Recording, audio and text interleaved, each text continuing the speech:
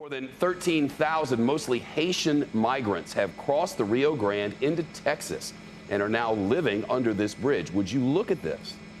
Conditions, they tell us, are squalid, with only a few toilets and little access to food or clean drinking water.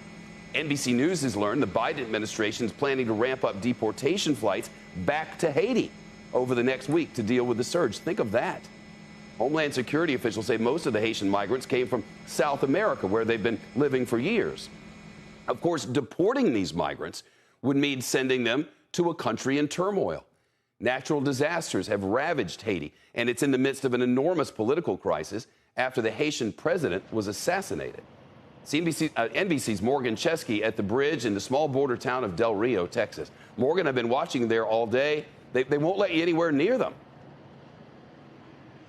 Yeah, Shep, we're about a quarter mile away from that bridge right now. We were escorted by the sheriff of Val Verde County to about 100 yards or so away earlier this afternoon. Temperature right at about 100 degrees. And we could see in the distance just part of that group of, at last check, 13,700 migrants, the majority of them from the island nation of Haiti, essentially left waiting under this bridge to be processed. The sheriff making it very clear they are not being detained right now. That is simply the only place they can really find any sort of shelter after coming across in such great numbers. They're clinging to that shade as much as possible.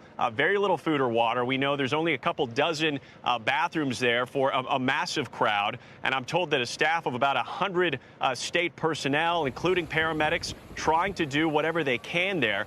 But this is a humanitarian crisis. And I want you to hear the words of what the Del Rio mayor said earlier today. Take a listen. We now have 1/3 of the population of the city of Del Rio, Texas, in a confined space under the City of Del Rio International Bridge. I had thought that the alarm was set on Monday. This is setting the nuclear bomb alarm that this is no longer And authorities tell me they expect thousands more to come here before this number starts to slow down. In the meantime, they are turning to federal resources to try to get some help here. We know that there are area restaurants here, Shep, cooking up food to bring it to the migrants here. Some of them, I'm told, have even gone back across the river into Mexico to get food and water and then bring it back to their families on this side of the river. And this is an ongoing situation that we're keeping an incredibly close eye on. Shep? Man alive. Morgan Chesky will come back for developments. Thank you.